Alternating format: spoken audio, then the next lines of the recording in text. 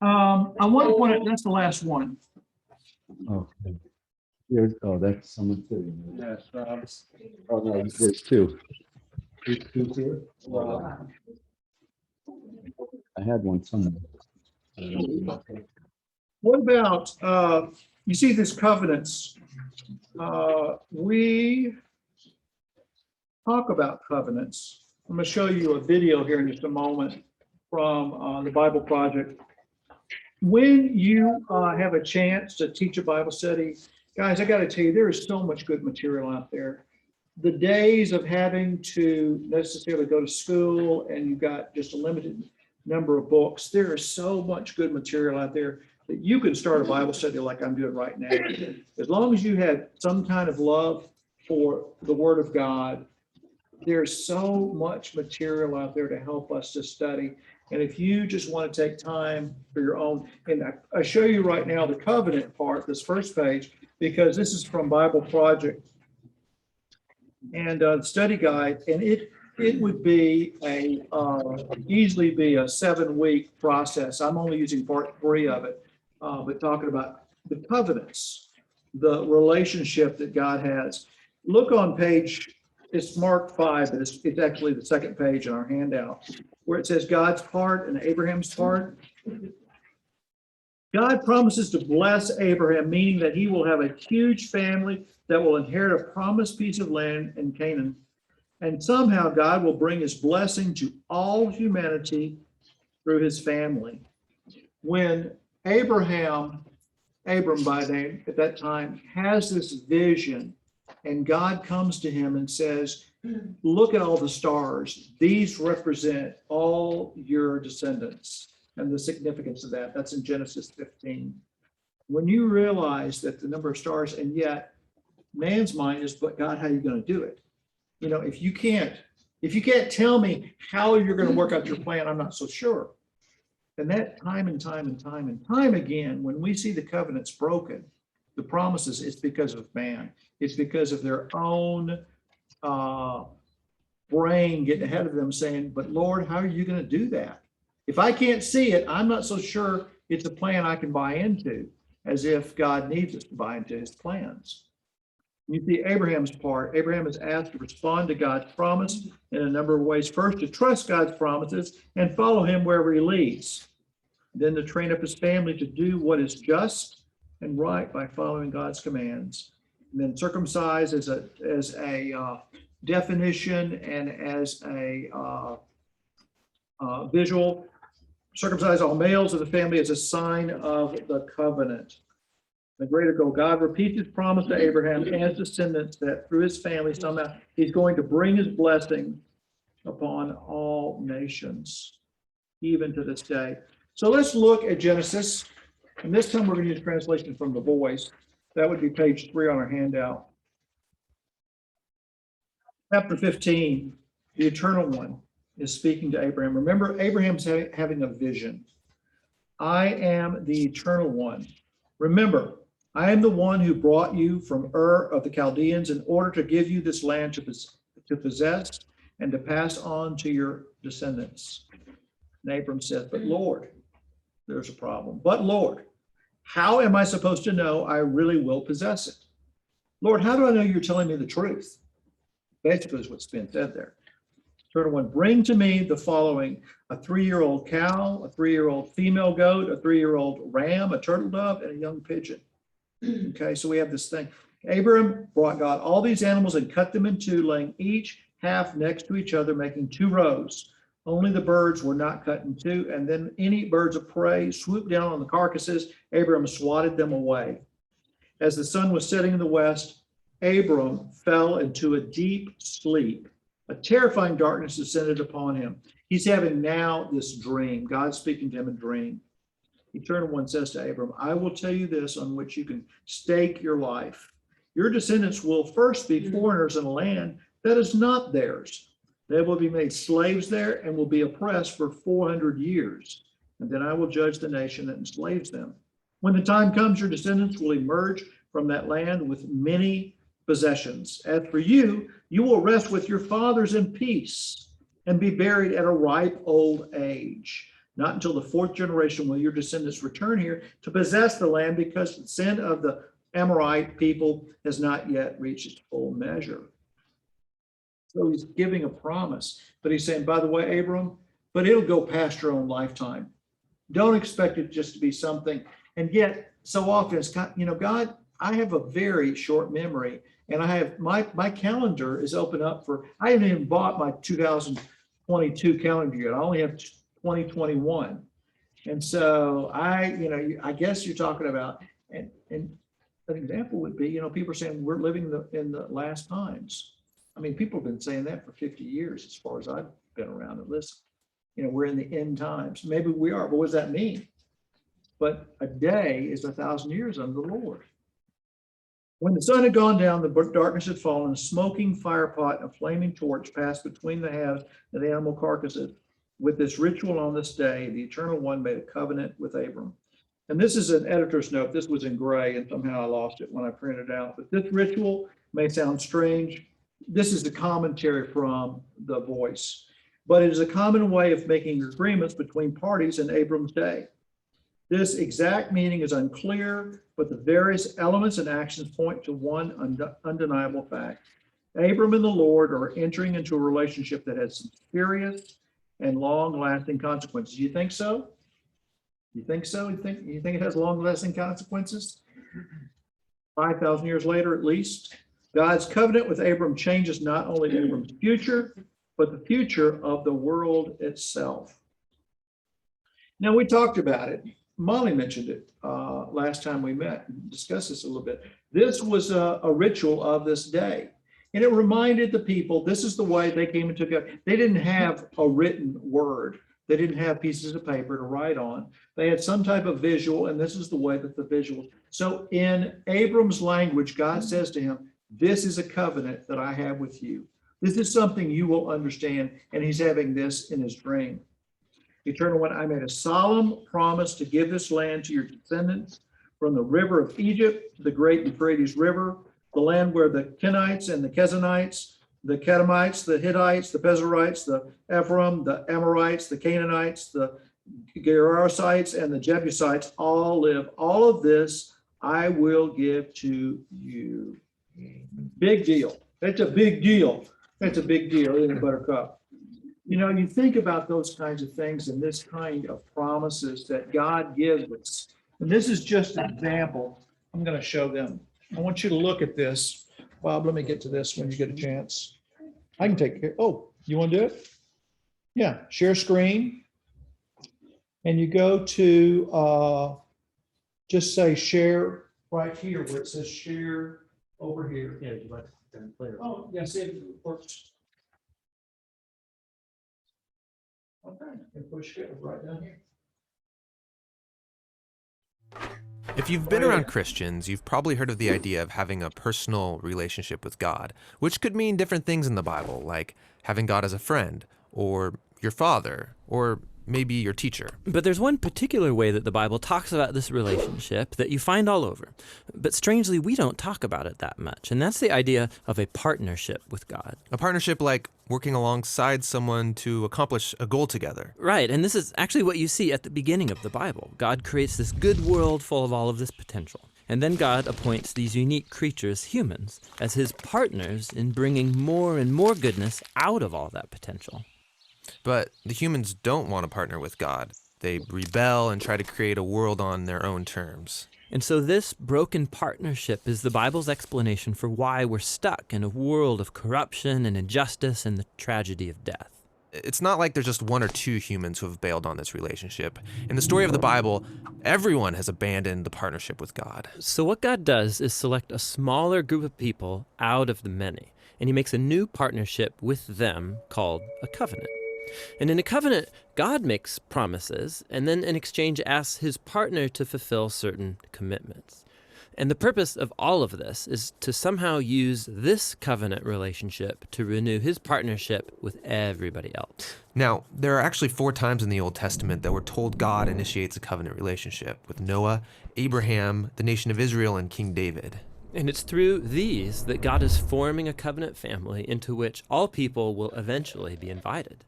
So let's see how these work. The first one is with Noah. So in this story, God has just brought the flood to cleanse the world of humanity's corruption, and Noah and his family are the only ones left. And so God makes a covenant with Noah, saying, listen, I know that humans will continue to be evil, but despite that, I'm not going to destroy it like this again. Instead, the earth will be this reliable place for us to work together. Great. So what does Noah have to do? Nothing. And that's what's so interesting about this first covenant, is that God is promising to be faithful, even though he knows humans won't be. The next time we see God make a covenant is with a man named Abraham. God chooses him, promises to bless him, give him a large family, lots of land where they can flourish. And in return, God asks Abraham to trust him and train up his family to do what is right and just. And the whole reason for this covenant is God says that somehow he's going to bring his blessing to all families of the world through this one family. So that's Abraham. The next time we see God make a covenant is when Abraham's family grows into the tribe of Israel. And this covenant is with the whole tribe. God asks them to obey a set of laws, which are these guidelines for living well as a community of God's partners. And if they do this, then God promises to bless them and that they will become a people who then represent him to the rest of humanity. That's the covenant with Israel. The last covenant is with King David. Yeah, the tribe of Israel has become this large nation ruled by David. And God asked David and his descendants to partner with him by leading Israel in obeying the laws and doing what is right and just. And God promises that one day, one of David's sons will come and extend God's kingdom of peace and blessing over all the nations. So those are the 4 covenants that God makes in order to restore his partnership with the whole world. But here's what happens. Israel breaks the covenant. They worship other gods, they allow horrible injustice, and so they lose their land and are forced off into exile. So it seems hopeless. But during this time, Israel's prophets talked about a day when God would restore these covenants in spite of Israel's failure, somehow. Yeah, they called it the New Covenant. And this is actually what's so interesting about Jesus, is that he's introduced into this story as the one who fulfills all of these covenant relationships. We're told that he's from the family of Abraham, and so he will bring the blessings of that family to the whole world. We're told that he's the faithful Israelite who is able to truly obey the law. And we're told that he's the king from the line of David, and so he goes about extending God's kingdom of justice and peace to all. And that's really remarkable for one guy.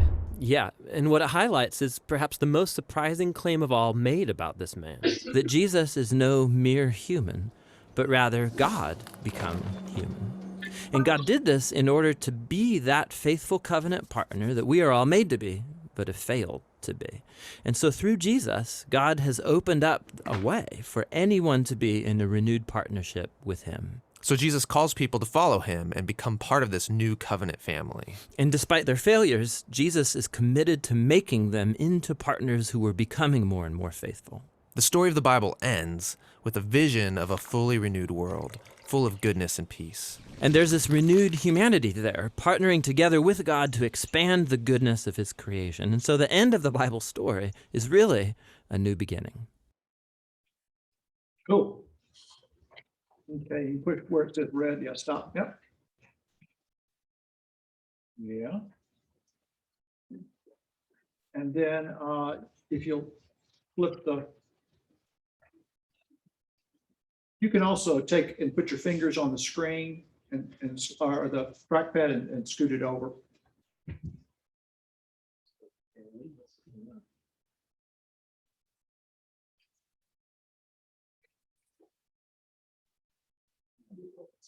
That's you didn't break it. You didn't break it. Oh, sure. Can I get right there? I'm sorry, brother.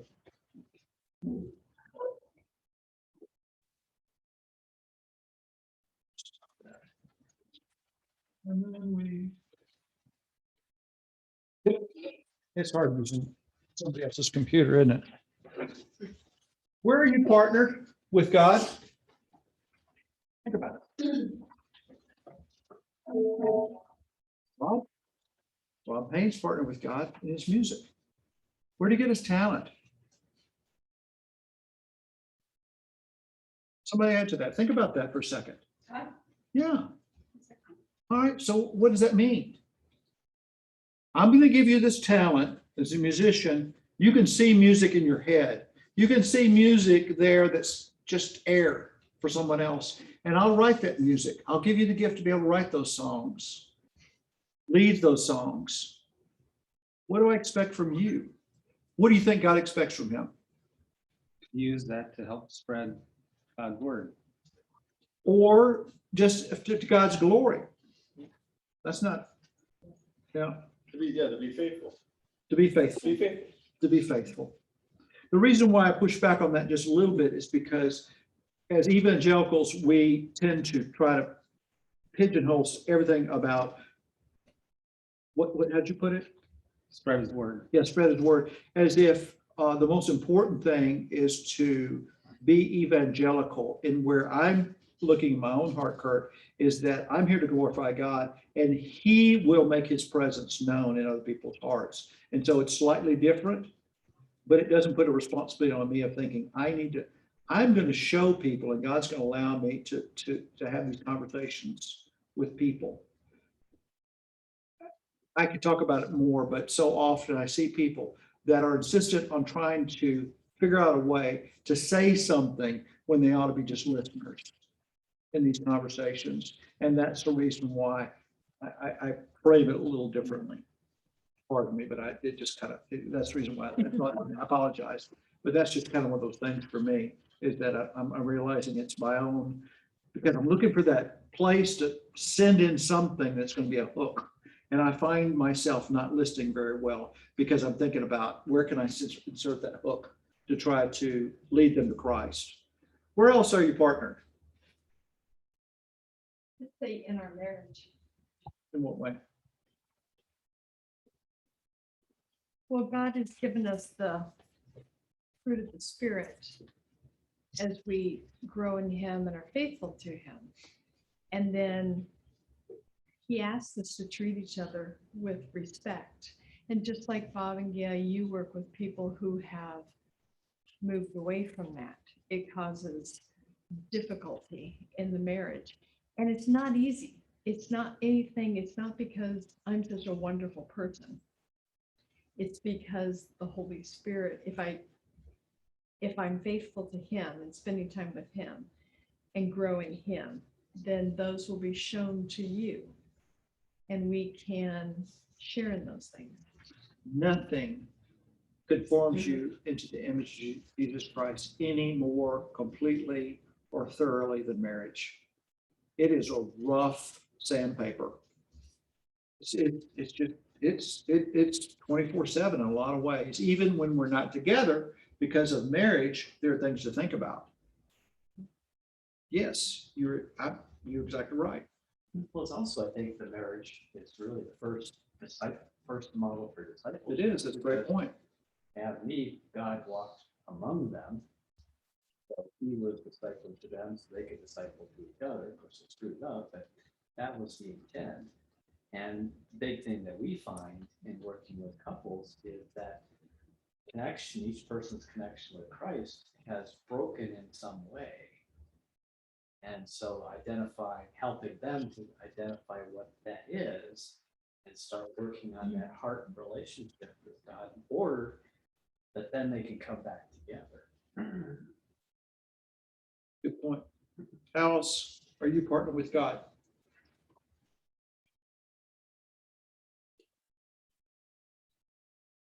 I think in everything we do, we either are or we're not. Like, we're either partnered with him or we're not partnered with him, meaning we're going against him. So like we're doing things our own way. So it doesn't matter what area of our life, whether it's our marriage, whether it's the way we treat our children, whether it's ourselves in the workplace, like whatever it is. When you're doing the math at work, Yeah. how in the world can you be partnered with God when you're doing CPA stuff at a business? Well, yeah, you do things honestly, or just because you know how to do things dishonestly, because just as you learn how to do things well, honestly, it also teaches you how to do things dishonestly, that you do things that honor him and that you do things honestly. And how about in HR, because you're working with people? I've heard you more than once talk about someone and you got a situation that you are trying to Right. figure out. Right, so a lot of it's just treating people with respect and not, I don't know what the word is, like treating people like they're beneath you. Treating people like they're made in the image of God. Yeah, I mean, and it doesn't matter what it relates to. It applies everywhere, but yeah. Certainly in workplace. Have you ever had a situation where someone treated you less than as someone made in the image of God? Because you've identified as a gay man? Really? Really? Couple times at least. Yeah. Some more traumatic than others, but it's, and so God can use me now to, speak to someone I don't know what their story is before I met them, but I can show them God's love and acceptance and, whatnot, and help lead them to a way that they can utilize who God made them to be, to glorify God, whether they're straight, gay, bi, whatever, trans, whatever that may be for them. Why? That Because, that God's uniquely made them.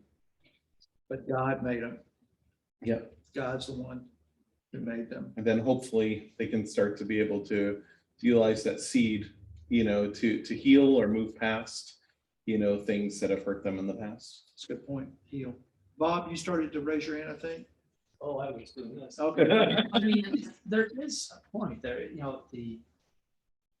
there's so much labeling going on, Mhm. and you use some of the labels just now. God doesn't use labels. And my thought is, whether I agree or disagree with whatever somebody's doing, they're still God's purpose. To the point where he knows the very numbers of hairs on your head. He knows when hair number 415 fell out of your head. Right. I interrupt you. I'm sorry. Keep going. Because, in many cases, we're all struggling in some ways. And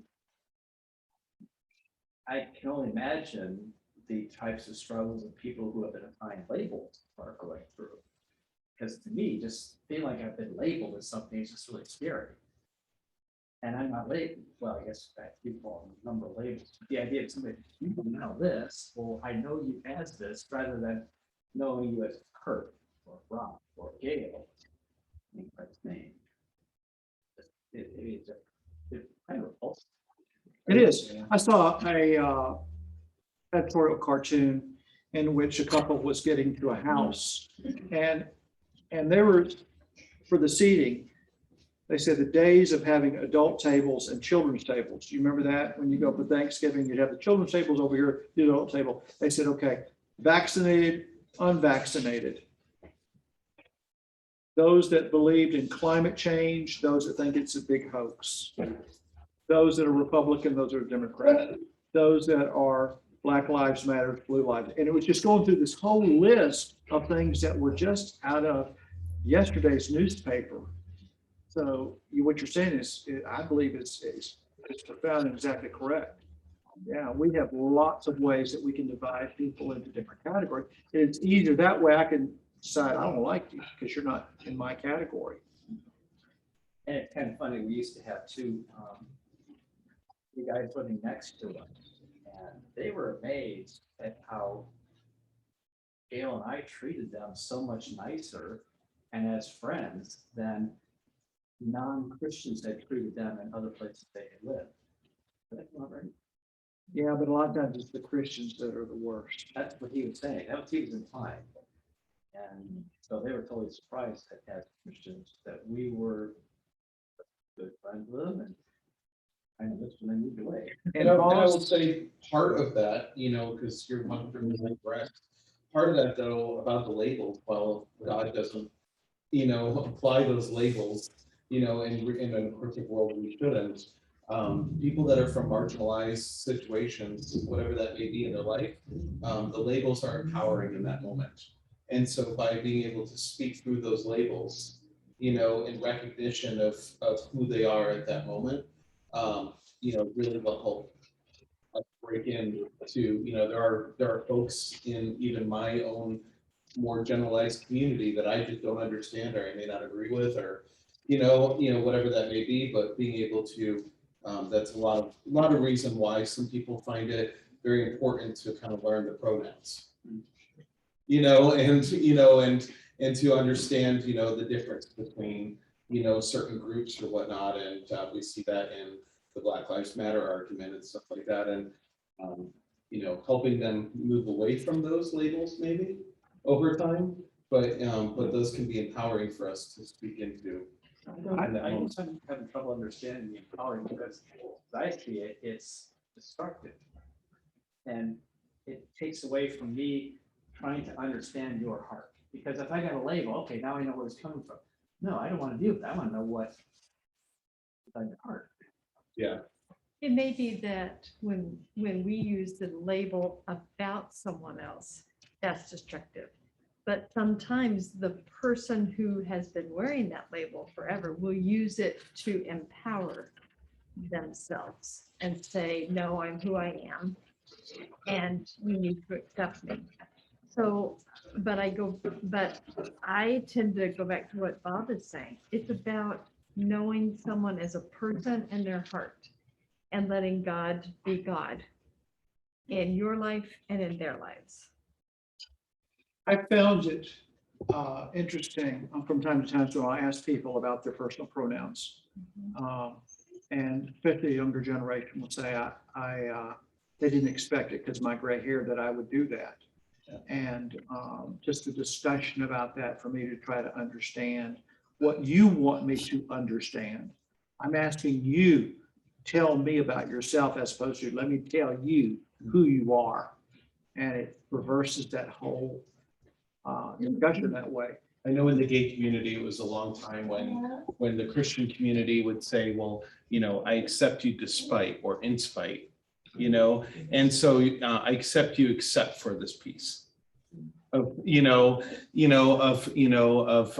of whether we want to apply a label to it or not, and that's kind of what it's heard. And so Caveat. I gotta give this little caveat. so I think when people don't expect it and they see that you're willing to understand who they are, and then still love them and speak through that, to what Jim's saying, that can be really empowering because now they trust you a lot more. And I'll go even further on that limb. I will say it's not always that you understand them. It's the fact that you attempt to understand them. When I say to someone, I don't always Validate it. understand, or I will make a mistake, and I know you've told me your personal pronoun is they, but I'm having trouble with the English, so sometimes I won't say they when I'm looking at you. We're talking about one person, because I've been graded a different way, but I don't make fun of them for asking it, and I don't play it off as if it's not important. Now, I'm gonna tee this up to Hoss.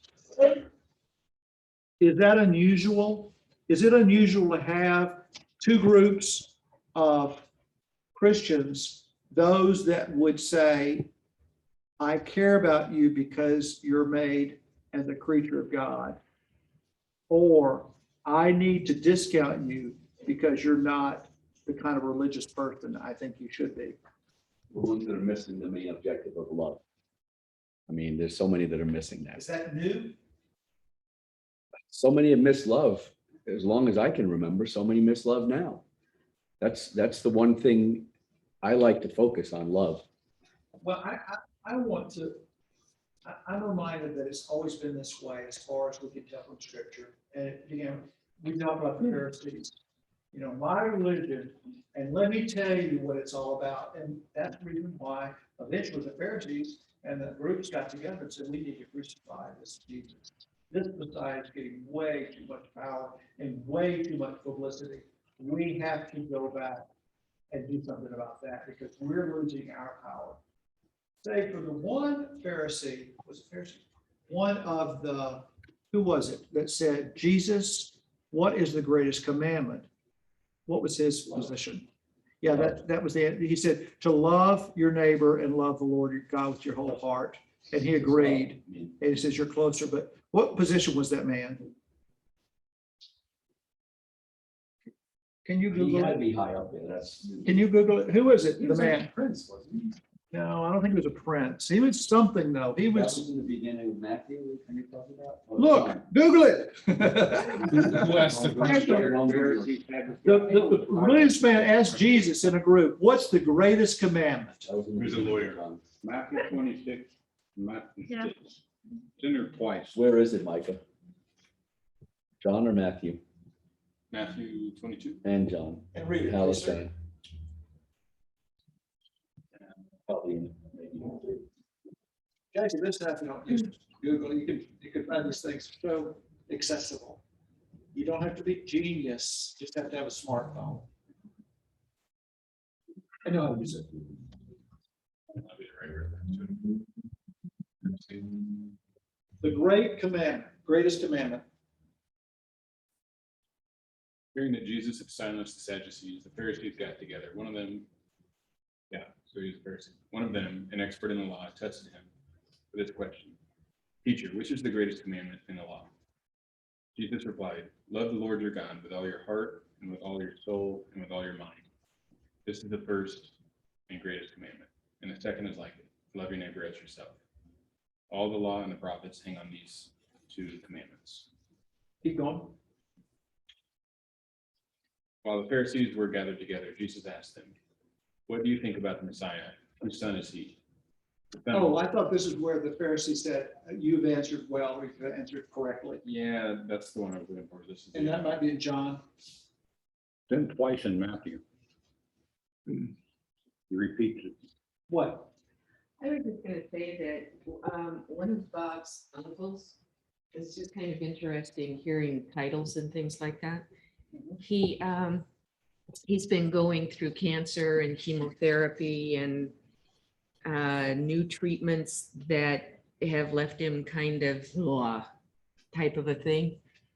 And it's interesting because the last time we were in Chicago, we went out to breakfast with him. And he said, I have started this new thing. He said, the very first time I meet people and I introduce myself, his name is Charles Fitzhugh. He said, I'm going to be telling them that my name is Charlie. Well, for a bazillion years, we've referred to him as Uncle Chuck. And kind of looked at him and said, okay. And he said, well, since cancer, since all of this, that was Chuck. Now I am not necessarily completely different, but this is kind of a new me. And I said, okay. And he said, the other thing you can call me is Sir Charles. And it's like, oh, okay.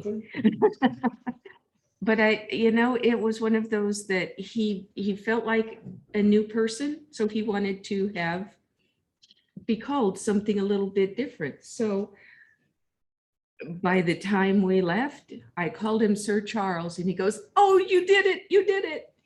And so it just is, if you look at somebody and they say, my name is, and if I were to hear you look at somebody and say, meeting them and say, you can call me Robbie, I'd go, oh, okay, well, that's interesting. You can call me Robbie. Yeah, Yeah. but just to find out what they want to be called, and the thought of, well, you know what? It would be an honor and a respect for me to do that.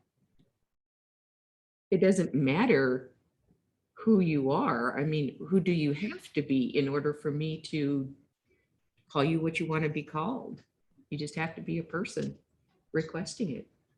And the promise that God made for us in the Great Commission, and lo, I will be with you always. Go make disciples. Dennis Pethers, our friend, says, defining it, disciples that make disciples, students that become teachers. I want you all, as a part of our group, shoulder to shoulder, to teach each other and then to go teach others. I'm not longing to have some big group of students sitting in front of me. I want to see us continue to go out, because once Today's Sunday, tomorrow's Monday. Each of you are going to be in a different place. And I want you to be an ambassador for your Savior. And lo, I am with you always, Jesus tells us. In fact, I'm sending a helper. What a partnership. What prevents you from being successful in something like that, especially when you begin to realize that it's not even within your lifetime that you have to be worried about. You're not limited to just a few years to make a call in somebody's life. C.S. Lewis is still having implications today in people's minds. It's still having an impression because of his works, his writings. And he died in 1960. Coincidence, he happened to die the same day that John F. Kennedy was murdered. And so you look at somebody like that and such an intellectual in his writings and the implications, and yours is no different. It'll be within your family. People will talk about, Molly will talk about her grandfather. He's now passed away, but she'll tell stories about him. And eventually, if you guys have children, you have others, you'll probably tell about her grandfather, and it'll be a part of their heritage. What a partnership. Isn't that amazing to think about? Promises are like magnets that draw us into the future that God has in store for us. This is the life lessons on the last page. But even more, God's promises are his invitations for us to join with him in shaping the future. When God first called Abram and told him, go from your country, your people, and your father's household to the land I'll show you, he had no way of knowing how God would use the simple act of obedience to dramatically shape future events. Can you imagine Abraham being in heaven now looking at Israel and seeing the number of descendants affected by that? Abram simply did as the Lord had told him, believing in God's promise and taking one step of faith at a time. In the same way, we may never know how our simple acts of trust in God will impact future events. The fact that Molly takes Eva, the fact that Hoss takes Buttercup, and we spend time with students at these critical junctions of life just to be a friend and care about them and buy them a cup of coffee and say, you know what, we're doing this because we care. And our faith example looks different than others. Ours looks like this token of love. But we can know that if we act on our faith, even if it is as small as the mustard seed, and that's from Matthew 17, the Lord will use our obedience to accomplish great things. What a privilege. That's one of the reasons why of our 5 points that we talk about that need to be places of growth, places that really jazz us. One is the fact that every day belongs to God, and he can use us on Wednesdays and Fridays and even Saturdays, on Thursday nights with a group from CCV and others that in your work on Tuesday morning, or on Thursday morning when you bring a friend who needs other friends, or on a whatever every day it was this last week when you took the kiddos Friday. to the movie, Friday. You know, just showing interest. And it doesn't have to be this huge undertaking, but God takes it and says, in our partnership, it can be extremely special. Father, thank you that your promises always come to pass. Thank you for giving us your word as a record of all the promises you've made and kept with people. Encourage us to always trust you, even when life's circumstances make it seem impossible. Oh, but Lord, how can you do it? My wife is 90-something years old. Of course, we're not going to have children. Lord, tell me how you're going to do that. Lord, you haven't told me, so I'll figure it out for you. Lord, because obviously you need my help because you don't know biology. And And men at my age and women at our age do not have children. So Lord, you probably need a little help on that. That goes well, doesn't it? Oh, can we be people that trust God and just believe him for what he tells us? And that we can trust him with our own future? Can we do that? That'd be great. What you just said, I think, is so important, the last two sentences. That's going back to labels for a moment, say, for a Christian, and right away, if I say that, somebody's gonna say, well, I expect you to have these following attributes. Or behavior, which in many cases are completely wrong. But the idea of, I know God, I'm seeking God, I'm trying to follow what he wants me to do, one takes more effort, one is more proof. Great point. And it's something that Christians don't like to be labeled because of the fact that, okay, well, now that I have this label, I have to be perfect, I can't sin, I can't do whatever. Why would I want to put a label on somebody else when I don't like it myself? That doesn't make any sense. If I sit back and if I really contemplate it during the day, it's like, I don't like it. Why would I do it to somebody else? Good point.